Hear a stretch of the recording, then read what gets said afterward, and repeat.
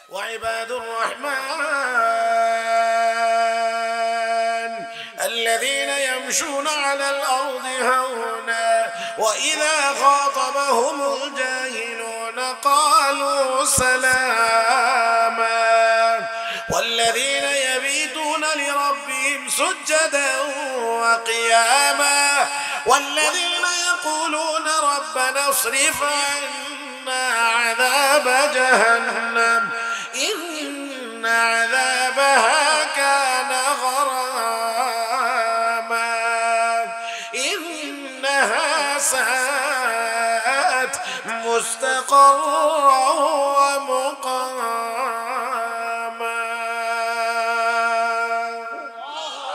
আল্লাহর কিছু প্রিয় বান্দা বান্দি আছে যারা রাতের শেষ ভাগে ঘুমায় না ربنا اصرف عنا عذاب جهنم إن عذابها كان غراما إنها ساءت مستقرا ومقاما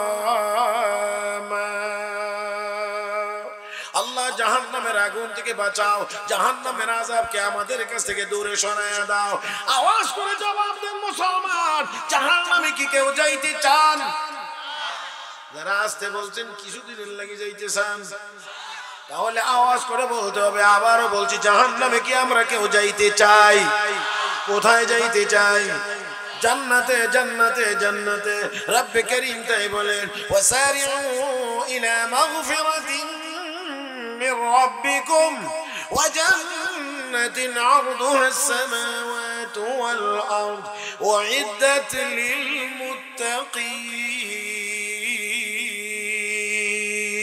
للمتقين হে মানুষ দুনিয়ার মানুষেরা জান্নাতের দিকে প্রতিযোগিতামূলক দৌড় দাও কে কার আগে জান্নাতে যাইতে পারো আমার ভাইরা এই জন্য আমি বলি জান্নাত কোন দিকে দৌড় দিবেন কোন দিকে দিক ঠিক করা দরকার জান্নাতের দিকে যদি দৌড়াইতে হয় দৌড় দেন মসজিদের দিকে জান্নাতের দিকে যদি দৌড়াইতে হয় দৌড় দেন মাদ্রাসার দিকে জান্নাতের দিকে যদি দৌড়াইতে হয় দৌড় দেন হক্কানি উলামায়ে কেরামের দিকে জান্নাতের দিকে যদি দৌড়াইতে হয় রে মুসলমান দৌড় দেন ওয়াজ তাফসীর মাহফিলের দিকে জান্নাতের দিকে যদি দৌড়াইতে হয় মুসলমান তাহলে প্রয়োজন বোধে হাতে লাঠি নিয়ে দৌড় দেন কাফের বেঈমানদের মোকাবেলায় জিহাদের ময়দানে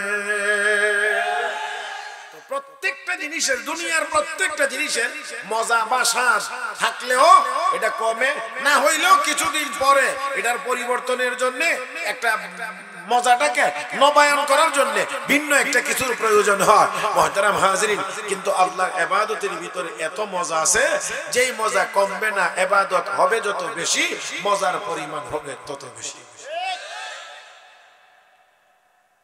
আমি আপনাদেরকে দুই একটা ছোট ছোট নমুনা আপনাদের সামনে তুলে ধরতে চাই খুব বেশি নমুনা না দুই একটা নমুনা যে ইবাদতের ভিতরে মজা আছে যে শুধু এতটুকু জিনিস আগে আপনারা বুঝতে হবে রাসূলের সাহাবী হযরত খুবাইব রাদিয়াল্লাহু তাআলা কাফের বেঈমানদের হাতে জেলখানায় বন্দী ছিলেন সর্বশেষ ওনাকে ফাঁসি দেওয়ার জন্য মাঠে নেওয়া হয়েছে হাজার হাজার দর্শক সমবেত হয়েছে হযরত খুবাইবের এই শাহাদাত বা ফাঁসির দৃশ্যটা দেখার জন্য আর ওই সময়ে আবু সুফিয়ান ইবনে হারব হযরত খুবাইবকে বলেছিলেন খুবাইব তোমার সামনে একটা প্রস্তাব পেশ করি প্রস্তাবটা যদি তুমি রাজি হয়ে যাও শুধু হ্যাঁ রাজি বলতে বাস্তবায়ন করা লাগবে না শুধু হ্যাঁ যদি বলো তাহলেই তোমাকে ছেড়ে দেওয়া হবে তোমাকে আর ফাঁসিতে ঝোলানো হবে না কি সেই প্রস্তাব তো প্রস্তাবটা হলো তোমার জায়গাতে তোমার নবীকে ফাঁসিতে ঝুলানো হোক আর তোমাকে ছেড়ে দেওয়া হোক তুমি শুধু বলো যে হ্যাঁ দেখেন আমরা তো এখন নাউজুবিল্লাহ বলতেছি অবশ্যই এটা ঈমানের তাকাজা ঈমানের চাহিদা এমন ক্ষেত্রে নাউজুবিল্লাহই বলবো কিন্তু এটাও একটা চিন্তার বিষয় মাথার উপরে কিন্তু ফাঁসির দড়িটা ঝুলতেছে আমার আপনার যে ঈমানের হালত যদি বলতো যে শুধু হ্যাঁ বললেই তোমার ছেড়ে দেবে তো আমরা কিতাবে মাসালা না থাকলেও নিজেরা বানাই নিলাম মজান বসানি মজা কিন্তু নবীর সাহাবী নবীর সাহাবী, নবীর হাতে গড়া সৈনিক, পয়গম্বরের পরে নবীদের কাফেলা, নবীদের জামাতের পরে যে সকল সাহাবায়ে কেরাম যাদের ঈমান হলো সবচেয়ে বেশি শক্তিশালী এবং মজবুত ঈমান। হযরত খুবাইব রাদিয়াল্লাহু তাআলা আনহু বলেন, এ আল্লাহর দুশমন, নবীর দুশমন, আমি খুবাইব জিন্দা থাকব আর আমার জায়গায় আমার নবীকে হত্যা করা হবে, এটা তো অনেক অনেক অনেক দূরের কথা। শুনে নাও কাফের বেঈমানেরা, আমি খুবাইব জিন্দা থাকব আর আমার নবীর পায়ের তলায় একটা কাঁটা বিদ্ধ হবে, এটাও আমি খুবাইব আমার জীবনের বিনিময়ে বরদাস্ত করি না। আরো আরো আস্তে করেছে, বলো আরো আস্তে আস্তে। না না, বাড়ির ভিতরে মহিলারা শুনলে শরম না। যে একটা ভাব আপনারা মাশাআল্লাহ ভাবে বোঝা যায় যে সুবহানাল্লাহ, যদি বাড়ির থেকে মহিলারা শুনলে তো মনে বাড়িতে গেলে আপনারা শরম দিব যে সুবহানাল্লাহ করে। মহব্বতের সাথে আওয়াজ করে বলেন সুবহানাল্লাহ। আমি খুবাইব জিন্দা থাকবো আর আমার নবীর পায়ের তলায় কাঁটা বিদ্ধ হবে, এটাও আমি বরদাস্ত করি না। আমরা সেই খুবাইবের উত্তরসূরি, আমরা বলছি এই বাংলার জমিনে আমার নবীর বিরুদ্ধে একটা শব্দ উচ্চারণ হবে, এটা আমরা মুসলমানেরা বরদাস্ত করি না।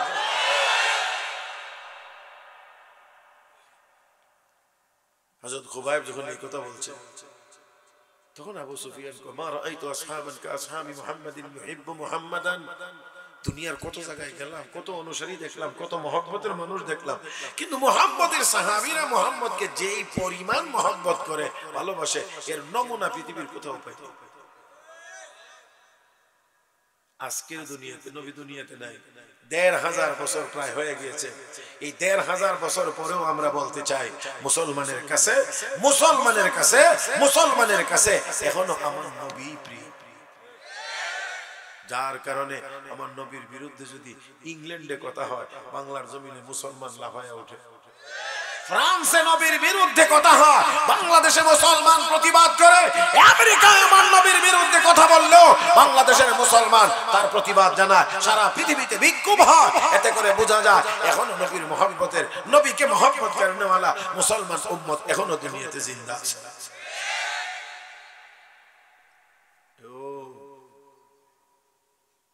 এই কাপটা পেলাম এখনই শেষ, তাড়াতাড়ি দিয়া যাও, এদিকে আইও না।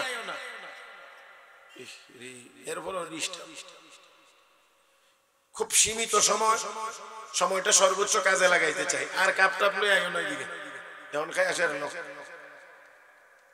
আমার দিক, আমার দিক, প্রতিটা সেকেন্ড সময় কাজে লাগাইতে হবে। একেবারে যখন থেকে দাওয়াত দিছে তখন থেকে আমার টাইমটা একেবারে নির্ধারণ কর। কাজেই এর বাহিরে যাওয়ার তেমন কোনো সুযোগ হবে না।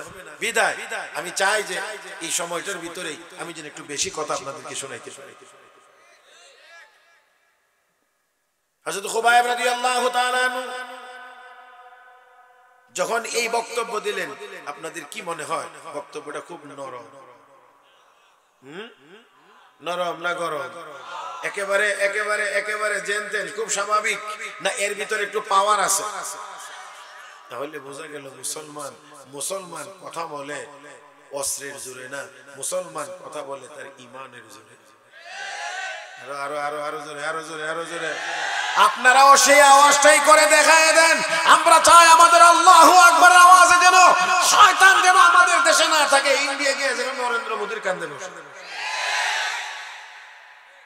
আর আর আর এই বাংলাদেশের দিকে যেন বাঁকা চোখে কেউ তাকাইবার সাহস করতে না। এবার লক্ষ্য করে দেখেন, হযরত খুবাইব এই কথা যখন বলছেন, তখন আবু সুফিয়ান ঠিক আছে, যেহেতু তুমি ফাঁসিতেই ঝুলবা, তাহলে এবার বলো তোমার শেষ আবেদন। এই এখন থেকে একেবারে কথাটা বেশি গুরুত্ব সহকারে কান পেতে শুনে বলো, তাহলে তোমার শেষ আবেদন কি? দুনিয়াতে সাধারণত ফাঁসির আগে এমন জিগাইলে কেউ করুই মাছ, কেউ বলবে আম, কেউ বলবে কাঁঠাল, কেউ বলবে ইলিশ মাছ। কিন্তু যখন হযরত খুবাইবকে বলা হয়েছে, খুবাইব বলো তোমার জীবনের শেষ আবেদনটা কি, কি তোমার মনে চায়? হযরত খুবাইব বললেন, আমার জীবনের শেষ আবেদন হলো আমাকে 2 রাকাত নামাজ আদায়ের সুযোগ দাও। কি কি কি কি বলেন বলেন বলেন বলেন। 2 রাকাত নামাজ নামাজ নামাজ দেওয়া হলো, নামাজের সুযোগ। ওযু বানাইলেন, নামাজে গিয়ে দাঁড়াইলেন। 2 রাকাত নামাজ স্বাভাবিক নিয়মে পড়তে হলে যতটুকু সময় লাগে, যতটুকু লম্বা সূরা কেরাত লাগে, ততটুকুই লম্বা সূরা কেরাত, ততটুকুই স্বাভাবিকভাবে নামাজ 2 রাকাত আদায় করেছেন। ফিরে এসেছেন, আসার পরে এখন বলতেছেন, ও মক্কার কাফের বেঈমানেরা, তোমরা যদি আমাকে এই কথাটা না বলতে, মরণের ভয়ে নামাজ লম্বা পড়তে আছে। কারণ আমি যদি এখন লম্বা নামাজ আদায় করতাম, তোমরা বসে বসে বলতাম মরণের ডরে। এই কথাটা যদি তোমরা আমাকে না বলতে, তাহলে আজকের নামাজের ভিতরে আমি আল্লাহর কোরআন তেলাওয়াত করে যেই মজাটা পাইতেছিলাম, আমার মনে চাইছিল পুরা কোরআন শরীফ আমি 2 রাকাত নামাজের ভিতরে তেলাওয়াত করি। বুঝে যদি থাকেন আওয়াজ করে জবাব দেন, নামাজের ভিতরে মজা নাই না আছে? আমার ভাইরা বন্ধুরা, হযরত খুবাইব রাদিয়াল্লাহু তাআলা আনহু বলেন, শুধুমাত্র তোমরা এই কথাটা বলবে, এই কারণে আমি নামাজ এত বেশি লম্বা করি নাই। আমার ভাইরা, আমাদের মাযহাবের ইমাম আযম আবু হানিফা রাহমাতুল্লাহি আলাইহি 2 রাকাত নামাজের জন্য দাঁড়াইছেন কাবা শরীফে। ডান পায়ের উপর একটু বেশি ভর করে দাঁড়াইলেন, 15 পারা কোরআন তেলাওয়াত করলেন, রুকুতে গেলেন, সিজদায় গেলেন, উঠলেন, দাঁড়াইলেন, বাম পায়ের উপর একটু বেশি ভর করে দাঁড়াইলেন। এবার মুসলমান বাকি 15 পারা তেলাওয়াত করে তিনি রুকুতে গিয়েছেন। আওয়াজ করে বলেন, 2 রাকাত নামাজের ভিতরে কয় পারা? আস্তে কর, আস্তে কর। 30 পারা। কোরআন শরীফ কয় পারা? 2 রাকাত নামাজের ভিতরে 30 পারা কোরআন তেলাওয়াত করেছেন। ইনসাফের সাথে আওয়াজ করে বলেন, বেমজা না মজা? ও মুসলমান, 2 রাকাত নামাজের ভিতরে 30 পারা কোরআন তেলাওয়াত করার পরেও ইমাম আযম আবু হানিফা হাত তুলে আল্লাহর কাছে দোয়া করেন, মালিক, তোমার যতটুকু ইবাদত করার দরকার ছিল করতে পারি নাই। আল্লাহু আকবার বল। ও মালিক, তোমার মারিফত যতটুকু অর্জন করার কথা ছিল করতে পারি নাই। 2 রাকাত নামাজে 30 পারা কোরআন তেলাওয়াত করার পরেও আল্লাহর ইবাদত ঠিকমতো তিনি করতে পারেন নাই। আর আমাদের দিকে অনেক পীর বাবা কেবলা কাবারা নামাজই পড়ে না, কিন্তু তারা সুলতানুল আউলিয়া।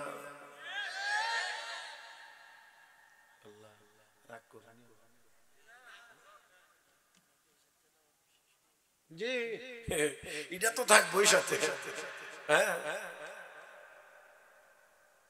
নামাজ নাই, রোজা নাই, বেটা সুলতানুল আউলিয়া।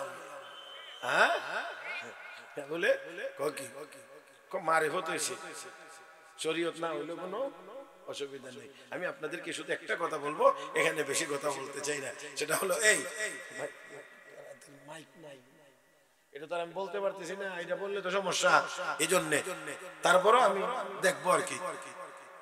মুহতারাম হাজিরিন, ঘি খাইতে হলে দুধ ছাড়া, ঘি খাইতে হলে পানির উপরে পরিশ্রম করলে ঘি পাওয়া যাবে। কিসের উপরে লাগবে? দুধের উপরে। তাহলে দুধের উপরে মেহনত করলে ঘি পাওয়া যায়। আমার ভাইরা, দুধের নাম শরীয়ত, আর মেহনত করে যে ঘিটা বাইর করা হয়, মজাটা পাওয়া যায়। এখন যার কাছে দুধ নাই, হে যদি আমি ঘি খাই প্রতিদিন হই, তাহলে হে যেমন মিথ্যাবাদী, যার কাছে শরীয়ত নাই সে যদি কয় আমি মারিফত অর্জন করে ফেলেছি, এটাও মিথ্যা। যাক, সেই দিকে নয়, আমি আমার মূল কথাটা শুধু আপনাদেরকে শোনাইতে চাই। আমার বলার কথা ছিল, আল্লাহর ইবাদতের ভিতরে মজা নাই না আছে? এই আস্তে কর, নাই না আছে? এই জন্য যারা আল্লাহ ওয়ালা তারা শুধুমাত্র 5 ওয়াক্তের নামাজই পড়ে না, রাত যখন গভীর হয়, মানুষ যখন ঘুমিয়ে থাকে, তখন ওই আল্লাহ ওয়ালারা উঠে উঠে মালিকের দরবারে নামাজে দাঁড়ায়, মালিকের কদমে সিজদায় পড়ে। وعباد الرحمن الذين يمشون على الأرض هونا وإذا خاطبهم الجاهلون قالوا سلاما والذين يبيتون لربهم سجدا وقياما والذين يقولون ربنا اصرف عنا عذاب جهنم إن عذابها كان غراما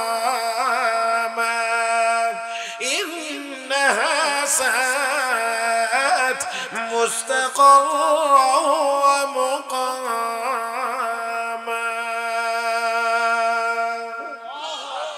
আল্লাহর কিছু প্রিয় বান্দা বান্দি আছে যারা রাতের শেষ ভাগে ঘুমায় না। কোন টাইমে আল্লাহ, আর আমরা এমন বদ অভ্যাস হয়েছে শেষ রাত ছাড়া এখন ঘুমাই না। আগ্রাইতে খালি ঘোরাঘুরি করে টোটো কোম্পানির ম্যানেজার, আর আরেকখান বড় কিতাব আছে এটা নিয়ে বইয়ে থাকে, এটার নাম মোবাইল শরীফ। হ্যাঁ, একদিনের ভিতরে মোবাইলের মধ্যে যতক্ষণ তাকায়া থাকে, আমার মনে হয় অনেক মুসলমানের বাচ্চা আছে সারা জীবনেও এতটুকু সময় কোরআন শরীফের দিকে তাকায়া রয়েছে।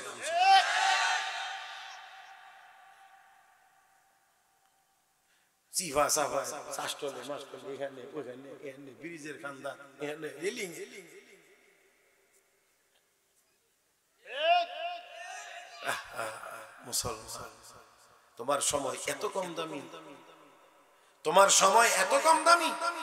শাইখুল হাদিস হযরত মাওলানা জাকারিয়া রাহমাতুল্লাহ আলাইহি তার কিতাবের ভিতরে লিখেছেন, বাগদাদের ওয়ালি হযরত সাররি সাখতি রাহমাতুল্লাহি আলাইহি তিনি বলেন যে আমি এক ওলির সাথে সাক্ষাতের জন্য গেলাম, গিয়ে দেখি পানি দিয়ে আটা গুলে এমনি খায়, রুটিও বানায়। জিজ্ঞেস করলাম হযরত রুটি বানান না কেন? রুটি বানাইতে গেলে বেটা সময় লাগে বেশি, তো রুটি না বানায় আটা গুলে এমনি খাই, যে সময়টা বাঁচাইতে পারি এই সময়টার ভিতরে 70 বার করে সুবহানাল্লাহ। এবার চিন্তা করে দেখেন তাদের কাছে সময়ের দাম ছিল কত, আর কি পরিমাণ ইবাদত তারা করতে পেরেছেন। আর আমরা মাশাআল্লাহ কত ঘন্টার ঘন্টা জায়গা টেলিভিশনের সামনে, মোবাইলের সামনে, তারপরেও আবার কথাবার্তা শুনলে বোঝা যায় এই যুগে ওনার চেয়ে বড় বুজুর্গ কোনো মানুষই, এমনকি মসজিদের ইমামেরও ইমান ঠিক হয়েছে, তাইনের ইমান বড় ভাক্কা। আল্লাহ এই ওয়াজ অনেকে রাগ করে, এই ওয়াজ করলে অনেকেই রাগ করে, মাফ করে দিন, মাফ করে দিন। আমি আপনাদেরকে বলছি না, আপনাদের এলাকার কাউকে বলছি না, অন্যান্য জায়গার কথা বলছি। বহু সার্দোদানে গিয়ে দেখবেন এখন ইয়াং ফোলাফানের চেয়ে বুইরাডি কোনো অংশই কম না।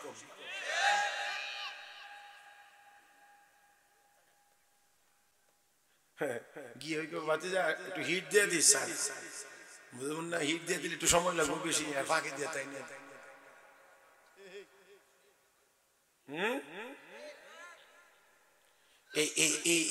ওনাদের কারণে ছোটদেরকেও বেশি শাসন করা যায় না।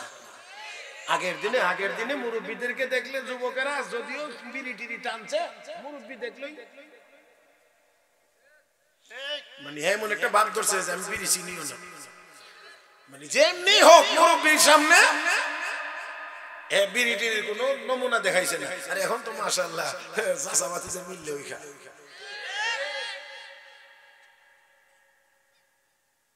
আল্লাহ আমাদেরকে হেফাজত করুন, জোরে বলি আমিন, আর জোরে বলি আমিন।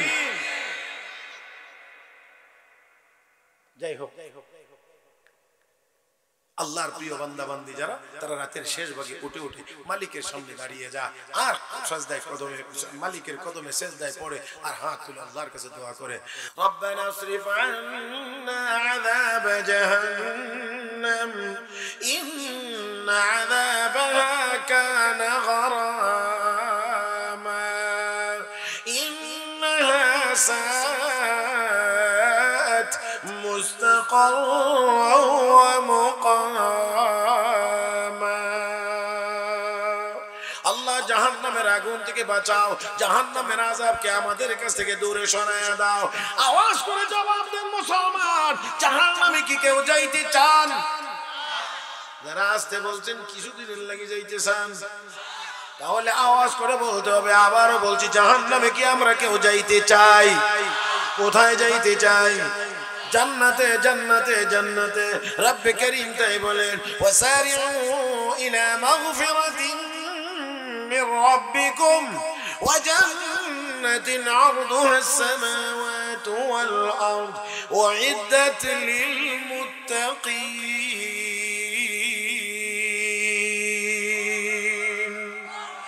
হে মানুষ, দুনিয়ার মানুষেরা জান্নাতের দিকে প্রতিযোগিতামূলক দৌড় দাও, কে কার আগে জান্নাতে যাইতে পারো। আমার ভাইরা, এই জন্য আমি বলি, জান্নাত কোন দিকে দৌড় দিবেন, কোন দিকে দিক ঠিক করা দরকার। জান্নাতের দিকে যদি দৌড়াইতে হয়, দৌড় দেন মসজিদের দিকে। জান্নাতের দিকে যদি দৌড়াইতে হয়, দৌড় দেন মাদ্রাসার দিকে। জান্নাতের দিকে যদি দৌড়াইতে হয়, দৌড় দেন হক্কানি উলামায়ে কেরামের দিকে। জান্নাতের দিকে যদি দৌড়াইতে হয় রে মুসলমান, দৌড় দেন ওয়াজ তাফসীর মাহফিলের দিকে। জান্নাতের দিকে যদি দৌড়াইতে হয় মুসলমান, তাহলে প্রয়োজন বোধে হাতে লাঠি নিয়ে দৌড় দেন কাফের বেঈমানদের মোকাবেলায় জিহাদের ময়দানে।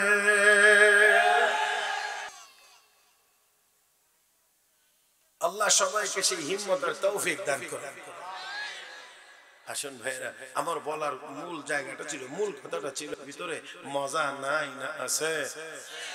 দুরাকাত নামাজে কয় পারা না তেলাওয়াত করছেন? কয় পারা? 30 পারা। আর হাত তুলে দোয়া করে, আল্লাহ তোমার ইবাদত করার মতো করতে পারি নাই, করতে পারি নাই। কাবা শরীফের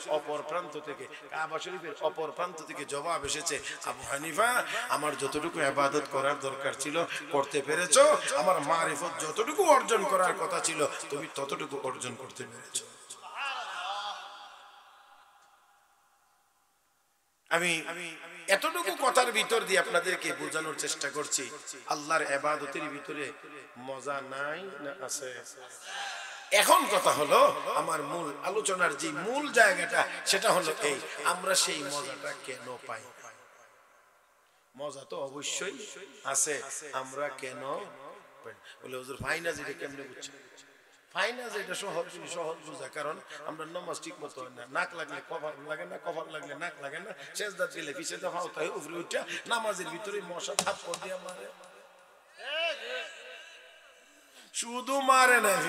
এটা আপনি ঠিক না কইলেও ঠিক, আমার সাথে দাঁড়ায় বেটা থাপ্পড় দিয়ে আর ইস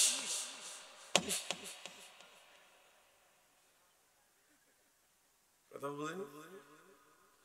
আর যদিও কোনো কারণে মসজিদে আগে চলে যায়, মসজিদে বারান্দার কোনাত বই তো ইমাম সাহেব মাইক দেটাই কেউ দিত না, সামনের সফুরা করুকা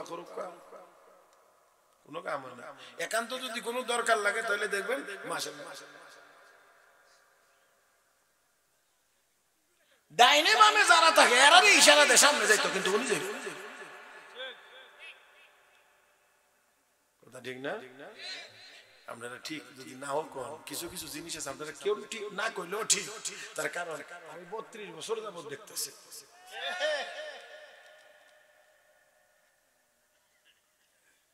এতে করে বোঝা যায় আসলে আমরা মজা পাই না।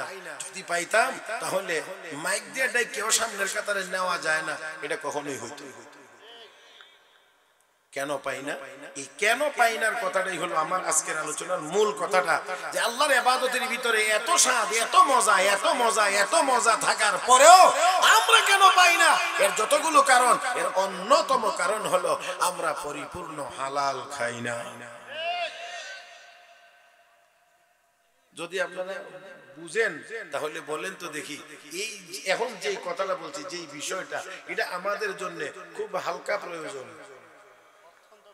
হ্যাঁ বলেন না, খুব সামান্য প্রয়োজন। হ্যাঁ না, আমাদের কথা হলো কি, বর্তমানে অনেকের চাল চলনের নিয়ম নমুনা দেখলে বোঝা যায় যে খোদা ভি রাজি রহে, শয়তান ভি নারাজ না হোক। আল্লাহ যেন সন্তুষ্ট থাকে, শয়তানও যেন আবার অসন্তুষ্ট না হয়। এই জন্য মসজিদ কমিটির সভাপতি, গানের অনুষ্ঠানের সভাপতি, আবার সুদখোরদের সভাপতি।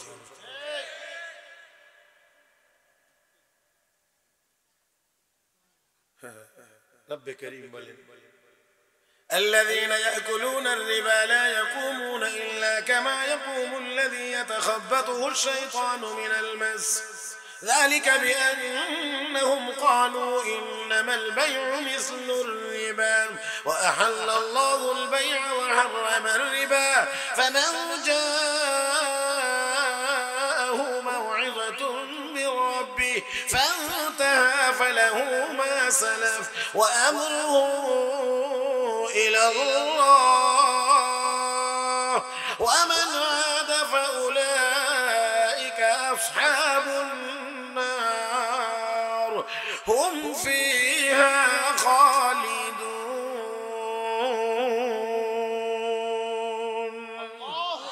يا مسلمان شود حلال না হারাম আওয়াজ করে বলেন হালাল না হারাম কে বলেছেন হারাম আওয়াজ করে বলেন কে বলেছেন হারাম আল্লাহ তাহলে আমার উপরে রাগ করেন না মসজিদের ইমামের উপরে রাগ করেন না খতিবের উপরে রাগ করবেন না খতিব নিজের পকেট থেকে বানায় বলেন নাই সুদ হারাম আল্লাহ বলেছেন হারাম তাই খতিব সব জুমার বয়ানে বলেছেন হারাম আমার ভাইরা আমার বন্ধুরা এই সুদ এখন এমন ব্যাপকতা লাভ করেছে আগে পুরুষেরাও খাইতো এখন মহিলারাও খায় আপনাদের দিকে যায় না আমরা এই দিকের কথা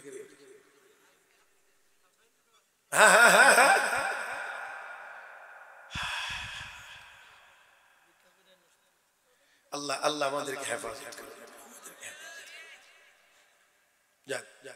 দয়া করে হাসি খোরাক জোগানোর চেষ্টাও করবেন না আমিও চেষ্টা করব এখান থেকে আমরা হাসির খোরাক নিতে আসিনি আমরা কিছু পরকালীন খোরাক নিতে এসেছি রুহের কিছু খোরাক নেওয়ার জন্য আমরা এসেছি আমাদের এই হারামের কারণে হারাম থেকে ঢুকতে ঢুকতে ঢুকতে কলব মরে গেছে যার কারণে ভালোটা এখন ভালো লাগে না মন্দটা ভালো লাগে ভালোটা ভালো লাগে না মন্দটা ভালো লাগে আমার ভাইয়েরা দেখেন তো একটু চিন্তা করে জ্বর উঠছে জ্বর জ্বর তাপ তাপ তাপ উঠলে যখন ঠিক মতো তাপ হয় শরীরে তখন মিষ্টি দিলে তিতা লাগে আমরা যদি কি মনে হয় আসলে মিষ্টি তিতা কথা কয় না মিষ্টি কি তিতা না তার মুখ তিতা হারাম খাইতে খাইতে আমাদের কলব মরে গেছে যার কারণে কোরআন হাদিসের কথা ভালো লাগে না নামাজ ভালো লাগে না রোজা ভালো লাগে না আসলে নামাজ রোজা তো খারাপ না নামাজ রোজা তো ভালো জিনিস কিন্তু তার কাছে ভালো লাগে না কেন কারণ তার ভালো লাগার মেশিনটা নষ্ট হয়ে গেছে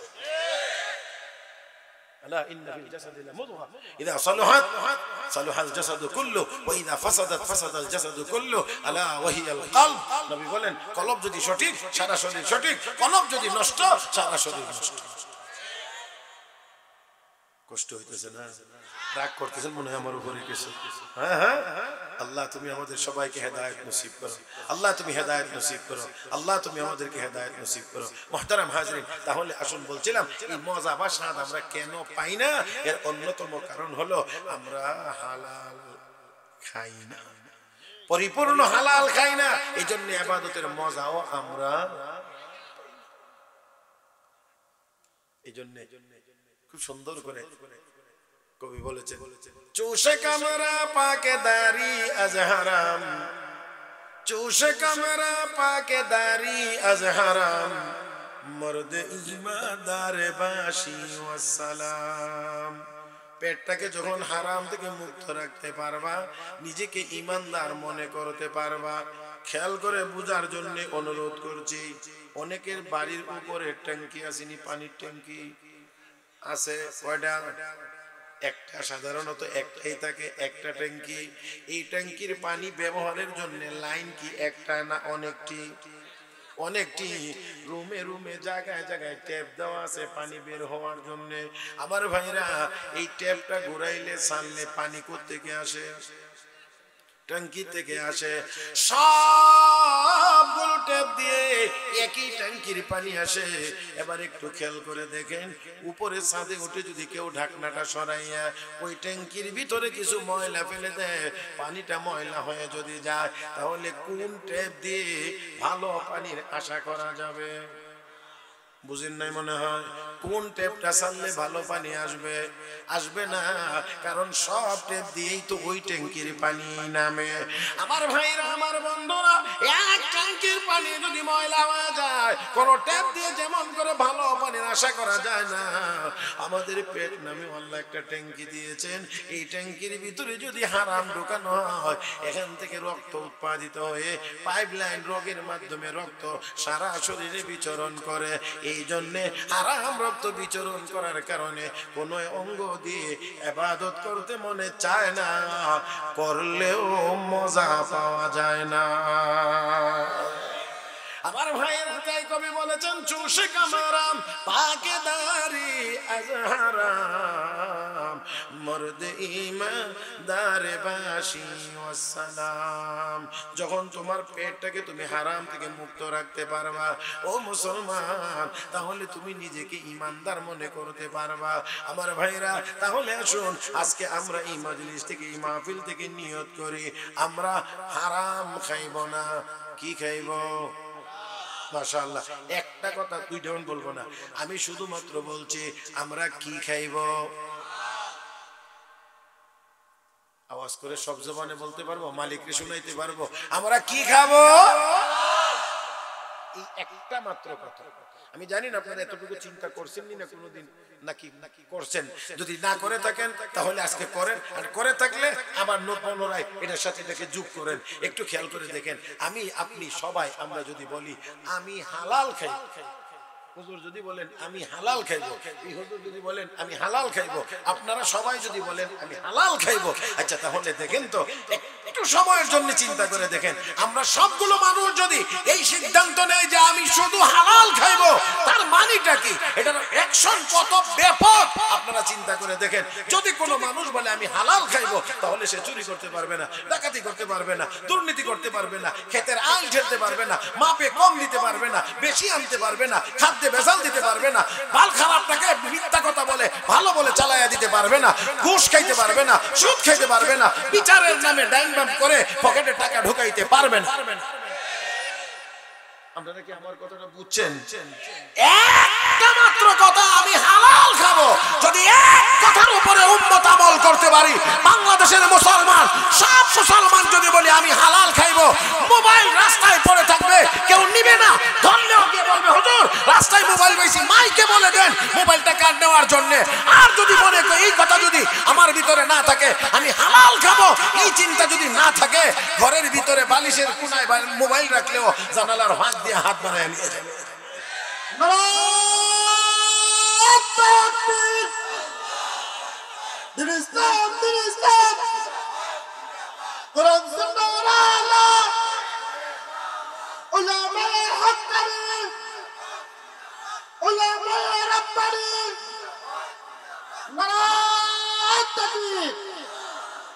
আমার ভাইয়েরা, আওয়াজও বড় হয় না, ওই যে কলব যে মরে রয়েছে, বাচ্চা যে রয়েছে কোনো রকম আর কি। আপনারা আগের দিনে এই কেরোসিন দিয়ে যে বাতি জ্বালাতো, এটা দেখছেন নি?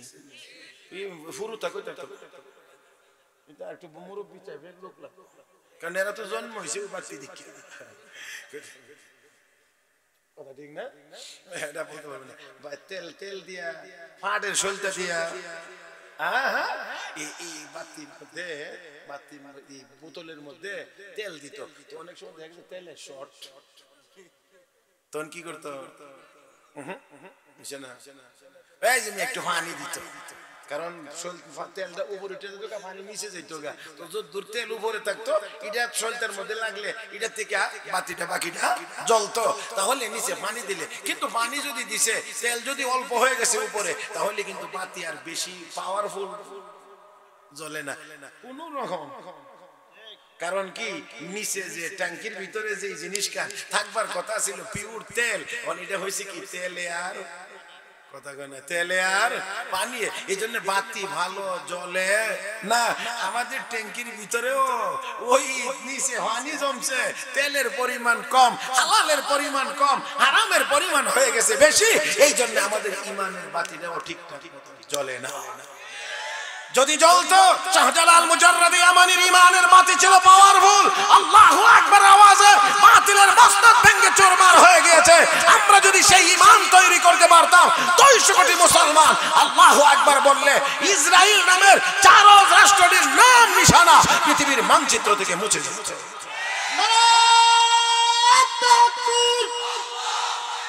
শাহজালালের তলোয়ার, বীর খালেদের তলোয়ার, নারায়ে তাকবীর।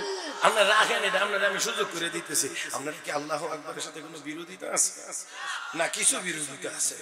জোরে বললে মনে হয় কেউ মনে আগামীকাল জিগে বই তো জোরে কেন আল্লাহু আকবার খুশি না, এমন নাকি কোনো সমস্যা?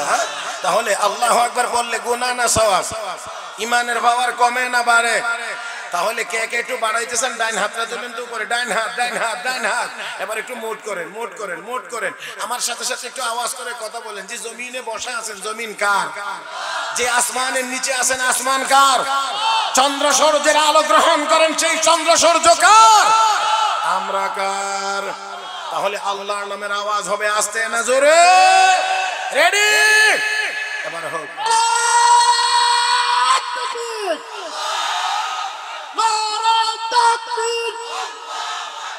শাহজালালের তলোয়ার, বীর খালেদের তলোয়ার, আলীর জুলফিকার, নারায়ে তাকবীর। মোটামুটি আর কি। আমি যদ্দূর চাইছিলাম ওদ্দূর আমি নিতে পারি নাই, কারণ নেওয়া যাবে না। যত শরীরটা বাড়ায় দিন, কারণ এইদিকে তো শুধু তেল নাই। কথা বুঝেন নাই? এখানে তো শুধু তেল নাই, কিছু হয় না। ব্যাস ব্যাস, সময় খুবই কম। এই জন্য আমি চাই ওয়াজ মাহফিল, তাফসীর মাহফিলে অনেক বিষয় আলোচনা। তবে আমার মনে হয় এই যে জায়গাটা, এটা একটু আরেকটু গুরুত্ব সহকারে আমাদের আলোচনা হওয়া দরকার এবং আমাদের শোনারও দরকার। আজকে হারাম রন্ধ্রে রন্ধ্রে রন্ধ্রে রন্ধ্রে রন্ধ্রে রন্ধ্রে রন্ধ্রে প্রবেশ করেছে। আগে গ্রামে জিগাই তো কিরে ওই গ্রামে কেলা কেলা সুদ, আগে মানুষের জিগাই তো এই গ্রামে সুদ করে কেটা, আর এখন গ্রামে গিয়ে খুঁজতে হয় এই গ্রামে সুদ খায় না কে। ঠিক না? তোমার নাম মুখে বেশি আয় না। দেখতে সুরতে মুরতে খুব ভালোই দেখা যায়, কারণ হাক্কা মুসল্লি ভিতরে ভিতরে গিয়ে দেখা যায় এই কামের ব্যাপারে সবার আগে ঝামেলা জমেলা দেখলে কোথায় যায়। আমার কাছে তো 9 টাকা, তবে আমার জানা মতো একজনের কাছে আছে। কইলে আমি ইচ্ছে তোর লাগি এখান থেকে একটু ব্যবস্থা করে দিতে পারি। বাটফার আসলে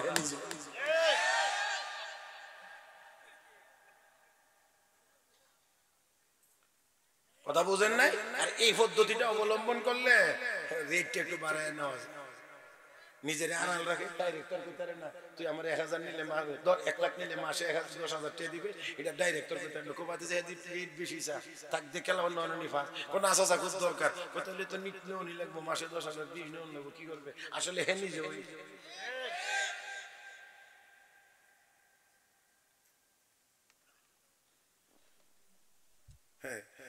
সব মনে করে যে দুনিয়ার কেউ কিছু বুঝে না। না ওই যে ইয়ে দেন না, ওই যে কি কাকে কাকে জানে কি জিনিস লুকায় নি, লুকায় যখন তখন চোখ বন্ধ করে, চোখ বন্ধ করে লুকায়, মনে করে আমি যখন দেখি না আর কেউ।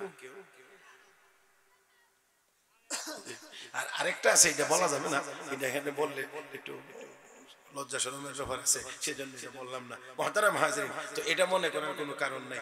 এইভাবে বিভিন্ন কায়দা কৌশল করে আজ সমাজে, তারপরে সবচেয়ে বড় ভয়ঙ্কর যে বিষয়টা সেটা হলো পুরুষেরা আগে ছিল সুদের সাথে জড়িত, এখন মহিলারা তার চেয়ে আরো ভালোভাবে জড়িত।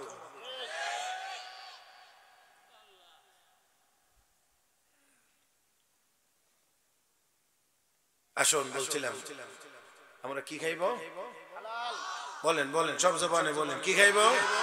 ইনশাআল্লাহ ইনশাআল্লাহ ইনশাআল্লাহ আমরা হালাল খাবো, হালাল খাবো, হালাল খাবো। আরে হালালের শক্তি বেশি, পাওয়ার বেশি।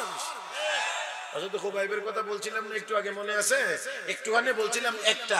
এখন এই অবস্থার থেকে, এই ঘটনা থেকে আরেকটা অংশ আপনাদের সামনে শুধুমাত্র তুলে ধরি। হযরত খুবাইব যখন জেলখানায় বন্দী ছিলেন, তার সাথে খাবারের খুব দুর্ব্যবহার করা হয়েছিল।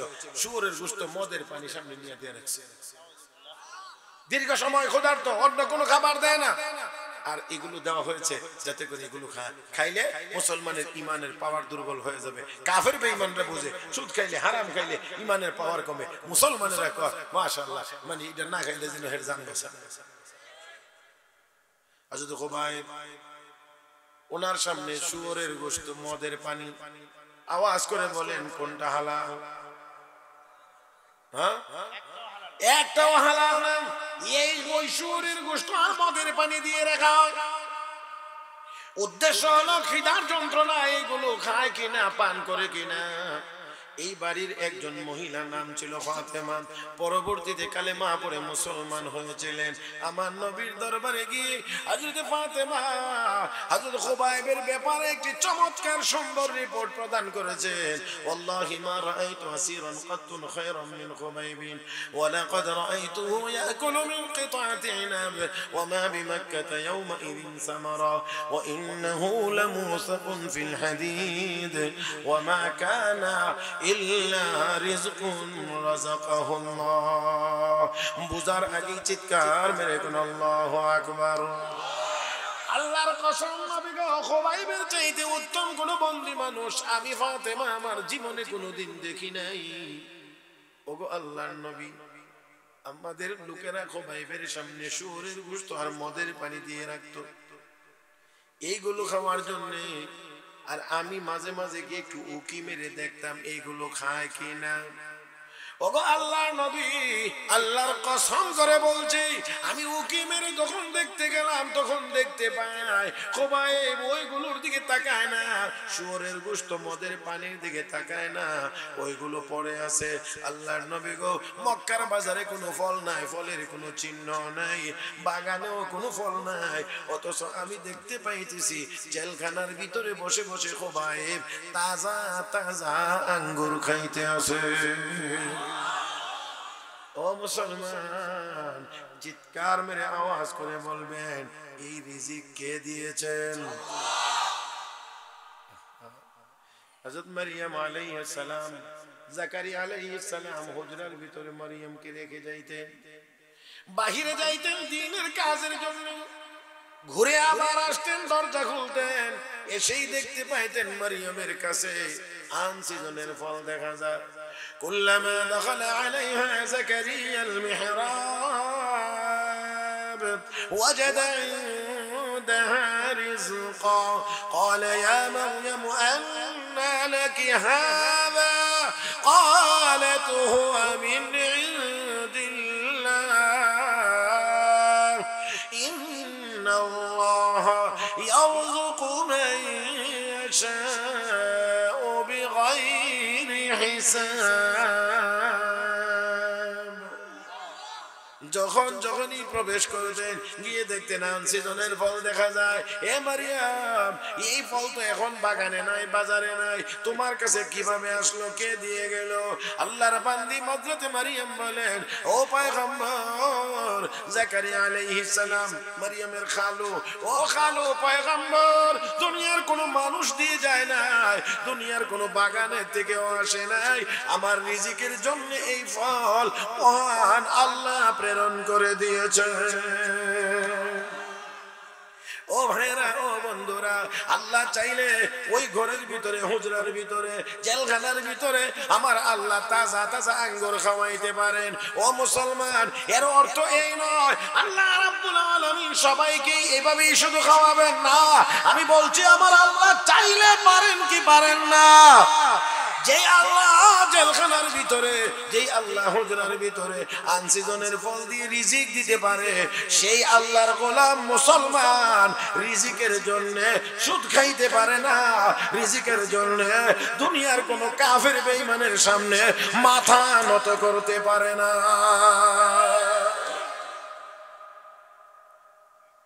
আসুন, আমি আবারও বলছি, ফাঁকে ফাঁকে আরো কয়েকবার বলানোর চেষ্টা করব, সেটা হলো আমরা কি খাইব? জবান খুলে বলি, জবান খুলে বলি, কি খাইব? বলি, উচ্চারণ করে আল্লাহ যদি মঞ্জুর করে ফেলেন, আল্লাহ খাওয়াইলে আমাদেরকে হালাল খাওয়াইতে পারেন। হ্যাঁ ভাই, হালাল হালাল হালাল হালাল।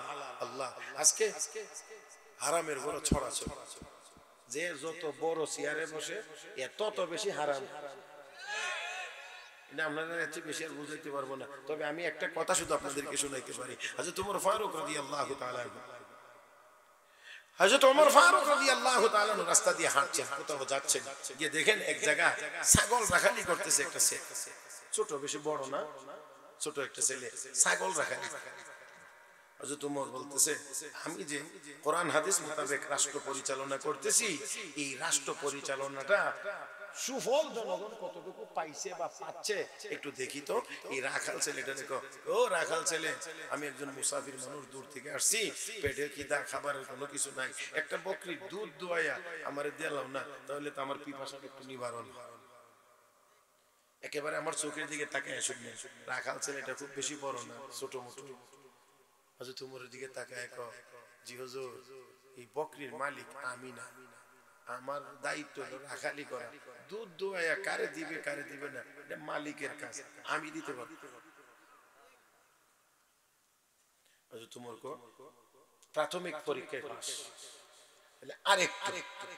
এবার হযরত ওমর করে যায়, ও বুঝছি, দুধ দোয়াইয়া দিলে তুমি মালিকের কাছে ধরা পড়ে যাবে, এই ডরে তুমি দুধ দোয়াই দিচ্ছ না, জিজ্ঞাসা বকরি এই বকরির দুধ গেল কই, এই জন্য তুমি দিতেছো না, এর চেয়ে একটা কাজ করো, বলে কি, একটা বকরি দিয়ে লো আমারে, আমি তোমার কিছু টাকা দিয়া, তো কিছু দেয়া লাইলে তুমি যা পাইলা সবটাই তোমার লাভ, আর আমারে কিছু কম দামে দেয়া লাইবা তো আমার লাভ, আর মালিকরে বুঝাই লাইবা যে বকরি অনেকগুলো তো কোনটার সাথে জানিতে চলে গেছে, না হইলে বাগে খাইয়া লাইছে, যেই জায়গার যে অবস্থার সাথে মিলাইয়া এরকম একটা কিছু বললে মালিকে বুঝবে, এতগুলো ছাগলের ভিতর থেকে একটা এক দুইটা এরকম উল্টা পাল্টা হয়েই যাইতে পারে। হয়তো তোমার যতই সুন্দর করে বুঝাইতেছে, বুদ্ধি দিতে আছে, এই বুদ্ধিটা কিন্তু চুরির বুদ্ধি দিতেছে, কথা যেভাবে গুছাইয়া গেছে দিতে আছে, বলতে আছে কি করবার লাগি, একটা বকরি নীরবে বিক্রি করে দেওয়ার জন্য, হ্যাঁ, চুরির বুদ্ধি।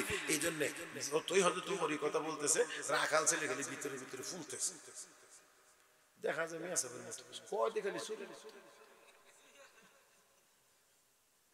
কথা বুঝছেন না আপনারা, দেখা যায় তো মেয়ে সাহেবের মতো, কিন্তু যা কইতে আছে সব তো চুরির বুদ্ধি এনে আমার শিখাইতে আছে। ওইটা সারছে পরে এবার ওই রাখাল ছেলেটা হয়তো তোমার দিকে তাকাইছেন, যে তাকানোর ভঙ্গিটা একটু আমার দিকে তাকাইলেন আপনারা কিছুটা বুঝবেন, মানে এটা খুব সন্তুষ্টির তাকানো, হ্যাঁ, একটু মেজাজ গরম, গরমের কারণে ভাবে তাকায়, ইয়া ইবনাল মালিক ফাইনাল্লাহ, না বুঝলে আবার কেন, আমি আবার বলছি, ইয়া ইবনাল মালিক ফাইনাল্লাহ। রাখাল ছেলেটি বুঝাইতে আছে, আপনার যে চুরির বুদ্ধি, আপনারা গ্রাম দেশের কোন মূর্খ সুর্খ বাপের ফোলাফান এত বুদ্ধি রাখেন না, চুরি নিশ্চয়ই আপনি কোন এমপি মন্ত্রীর পুত্র, আপনার ইহানো বুঝেন না নাকি? গ্রাম সাধারণত চুরি করলে গরু চুরি করে, এটা হলো বড় চোর, হ্যাঁ, আর কলমের খোসা মারি হাজার হাজার কোটি টাকা যারা চুরি করে, এটা এমপি মন্ত্রী বা এমপি মন্ত্রী সাওয়াল ফাওয়াল যে দিয়েছে না, এই কাম এরা ছাড়া কেউ করতে পারে না, কথা বুঝেন না? এই জন্য রাখাল ছেলেটি কয়, ইয়া ইবনাল মালিক ফাইনাল্লাহ,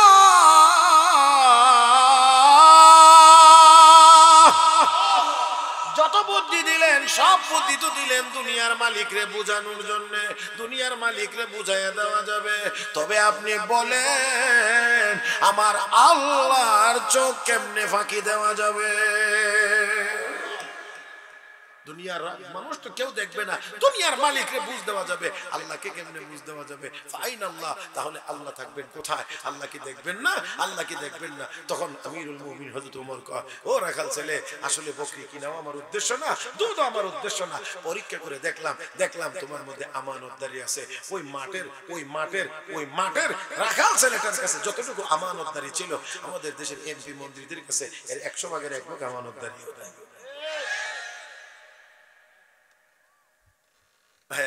থাকবে না, দেখেন না রাখাল ছেলের মধ্যে আমানতদারি, হ্যাঁ, হযরত আলী গেছেন সাক্ষাতের জন্য, গিয়ে দেখেন রাতের বেলা লিখতেছি, ও কথা কই না,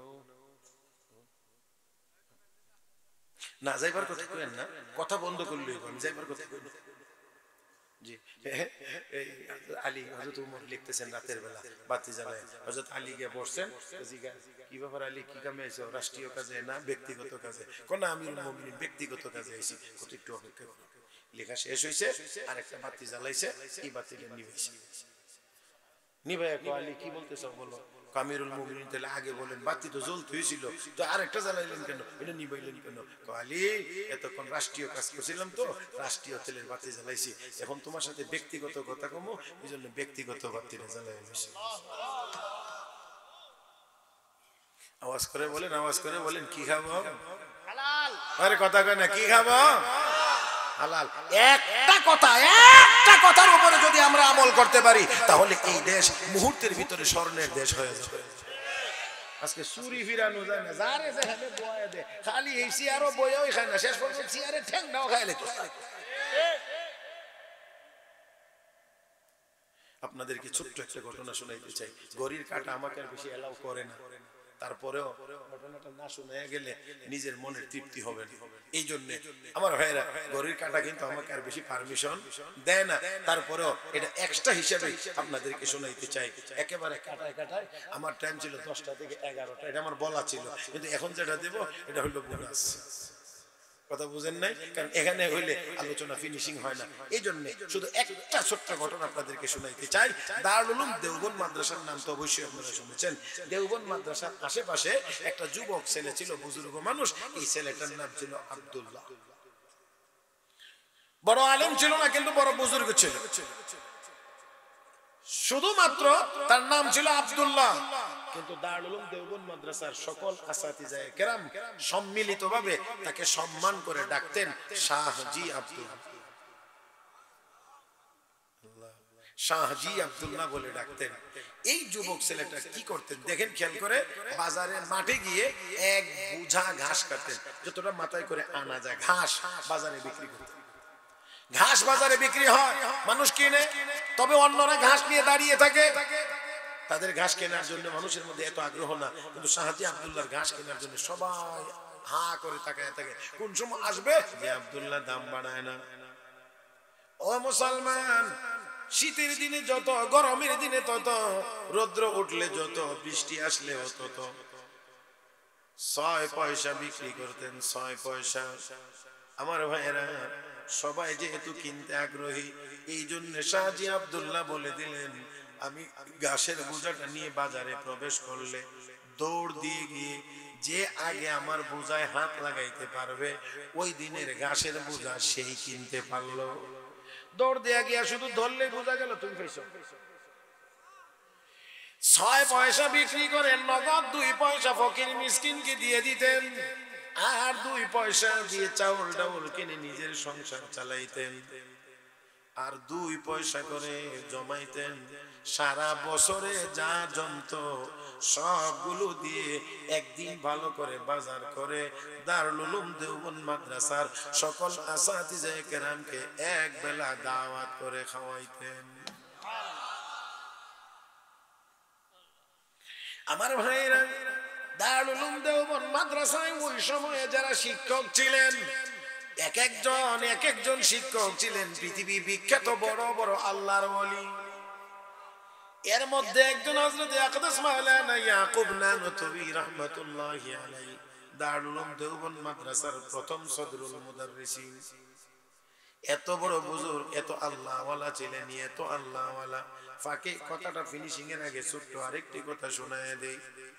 হাকিমুল উম্মত মুজাদ্দিদ মিল্লাত হযরত মাওলানা আশরাফ আলী থানভী রাহমাতুল্লাহি আলাইহি বলেন, দারুল উলুম দেওবন্দ মাদ্রাসার বার্ষিক মাহফিলে 150-200 মানুষের মেহমানের জন্য খাবারের ইন্তজাম করা হইতো।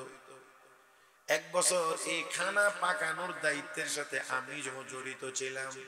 অন্যান্য বছরের ন্যায় 150-200 মেহমানদের জন্য খানার আয়োজন হয়েছে, কিন্তু ঘটনাক্রমে ওই বছরে বার্ষিক মাহফিলে 5-7 হাজারের উপরে মেহমান চলে এসেছে। এত মেহমান আন্দাজ করা যায় না কোথায় কোথায় 150-200 মানুষের জন্য খাবারের আয়োজন। 5-7 হাজার কোথায়, 150-200 মানুষের খাবার না হয় 300-400-500 মানুষকে দিলাম অর্ধেক অর্ধেক করে, কিন্তু 5-7 হাজার মানুষের জন্য এই খাবার তো কিছুই হবে না। বাধ্য হয়ে আমরা সবাই আমাদের উস্তাদ হযরত আকদাস মাওলানা ইয়াকুব নানতুবি রাহমাতুল্লাহি আলাইহির কাছে চলে গেলাম। গিয়ে বললাম হযরত এত মেহমান চলে এসেছে 5-7 হাজারের উপরে, আমরা এত মেহমানদের কিভাবে কদর করব, মেহমানদারি করব? হযরত মাওলানা ইয়াকুব নানুতুবি রাহমাতুল্লাহি আলাইহি ডেকে বলেন, মৌলভী আশরাফ আলী টেনশনের কোনো কারণ নাই, চিন্তার কোনো কারণ নাই, আজকে প্রমাণ হয়ে যাবে মৌলভী ইয়াকুব এবং তার সাথী সঙ্গীদের সাথে মহান আল্লাহর ব্যবহার কেমন হয়। ডিস্টার্ব করে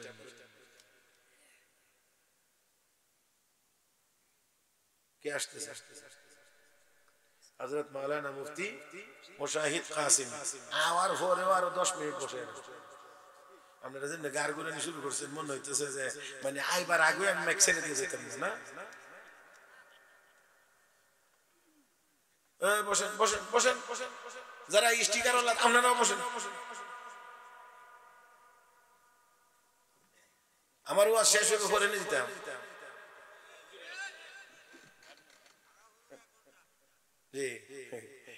আরেক বক্তা আনার অর্থ হলো আপনার বিশাল মেয়াদ শেষ, কথা বুঝেন?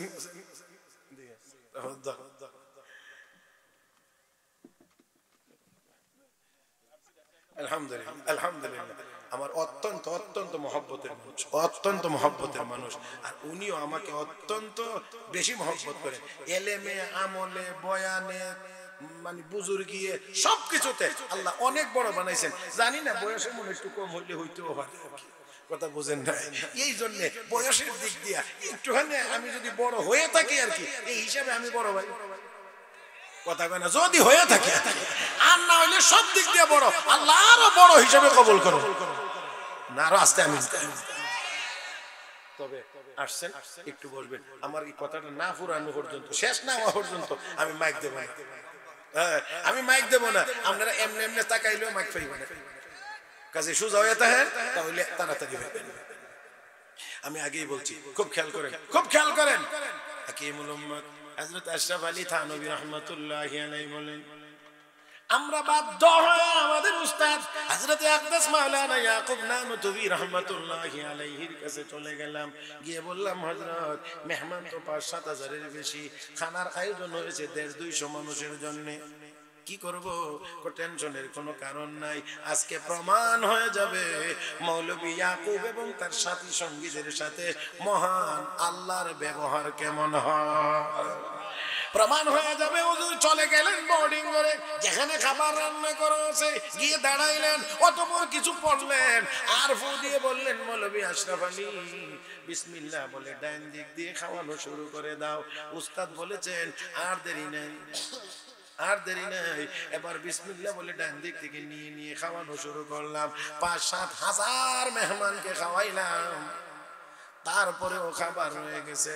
দারুল উলুম দেওবন্দের আশেপাশে যত মুসলমান বাড়ি ঘর আছে ওই বাড়িতে খানা হাদিয়া পাঠাইলাম, তারপরেও যে খাবার ছিল দারুল উলুম দেওবন্দের সকল ছাত্ররা আরো 2 দিন পর্যন্ত খাইতে পেরেছে।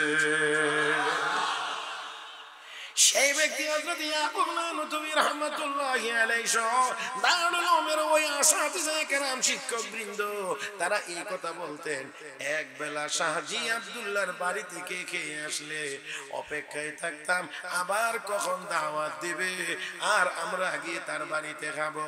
কেন হুজুর এত ধনী মানুষও আপনাদেরকে দাওয়াত করে খাওয়ান, কারো বাড়িতে যাওয়ার জন্য এত আগ্রহ দেখান না? এই গরিব মানুষটির বাড়িতে খাওয়ার জন্য কেন এত আগ্রহ? ডাক দিয়ে কই, শোনো, এটা খাবারের লোভে না, পেট ভরার জন্যও না। শাহজি আব্দুল্লাহর বাড়ির খানা এত বেশি হালাল, এত বেশি হালাল হওয়ার কারণে এত বেশি বরকতি। এক বেলা তার বাড়ি থেকে দাওয়াত খেয়ে আসলে এই হালাল খানার বরকতে আমাদের কলবের ভিতরে রব্বে করিমের পক্ষ থেকে 40 দিন পর্যন্ত নূর নাজিল হইতে থাকে। এটা অনুভব করি কেমনে? নামাজ পড়লে আরো পড়তে মনে চায়, রোজা রাখলে আরো রাখতে মনে চায়, কোরআন তেলাওয়াত করলে আরো তেলাওয়াত করতে মনে চায়। এতে করে বুঝি যে নূর নাজিল হইতেছে। আর এই হালতটা 40 দিন পর্যন্ত বিরাজমান থাকে। এই জন্য এক বেলা খেয়ে আসলে আবার অপেক্ষায় থাকি, আর একবার যদি নিয়ে এক প্লেট খাওয়ায় দেয় তাহলে আবার 40 দিন নূর নাজিল হবে। সেই জন্য আমার ভাইয়েরা আসুন আসুন, আবারও সবকটা পড়াইছি, বারবার উচ্চারণ করাইছি। আমরা আজকে থেকেই নিয়ত করি, পাকা পোক্ত নিয়ত, আমরা কি খাইব? তাহলে হারাম খাইব, হারাম খাইব, হারাম খাইব। চুষে কামরা পাকে দাড়ি আজ হারাম, চুষে কামরা পাকে দাড়ি আজ হারাম, মর্দ ইমানদার বাসি সালাম। ট্যাঙ্কিটাকে হারাম থেকে মুক্ত রাখতে হবে। আল্লাহ রাব্বুল আলামিন আমাদের সবাইকে সব রকমের হারাম থেকে দূরে থাকার, হালাল খাওয়ার, হালাল পথে চলার তৌফিক দান করুন। মুহাব্বতের সাথে সবাই বলি আমিন।